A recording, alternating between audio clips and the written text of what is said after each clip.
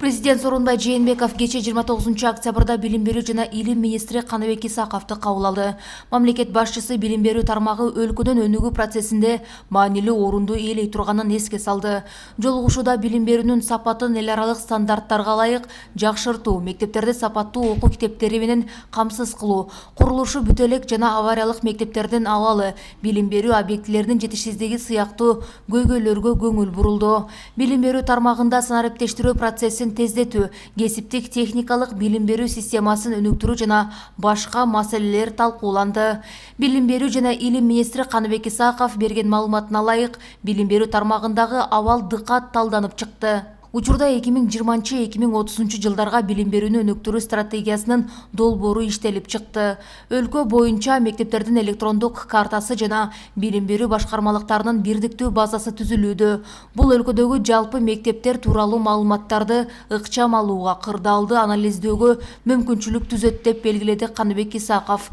Ал өлкө аймактарын кыдырып, авариялык абалдагы мектептердин жеринен көрүп, таанышып жатканын маалымдады. Министр белгилегендей, билим берүү тармагын санариптештирүү процесси улантылат. Билим берүү уюмдарына лицензиясы электрондук жол менен берүү башталып, мектептерде интернетке кошуу иштери ыкчамдайт. Электрондук кезек, электрондук күндөлүк сыяктуу санарип технологиялары жайылтылып, алипбе ТВ долбоору колго алынат.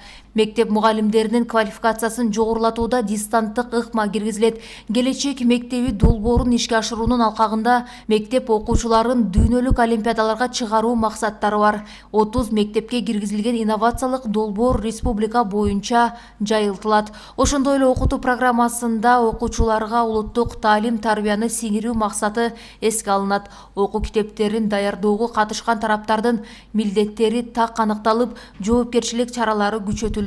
Министр маалымдагандай, жогорку окуу жайларды эл аралык талаптарга ылайыктоо багытында стимулдаштыруу иштери күчөтүлөт. 2024 жылга чейин Кыргызстандын жогорку окуу жайларын эл аралык рейтингге алып чыгуу пландалууда. Октябрь айынан тартып жогорулаган мугалимдердин айлык акысы тууралуу коомчулукта талкууну эске алып, министр Каныбек Исаков айлык акыны жогорулатуунун көрсөткүчтөрү боюнча түшүндүрүү иштери жүргүзүлүп жаткандыгын билдирди.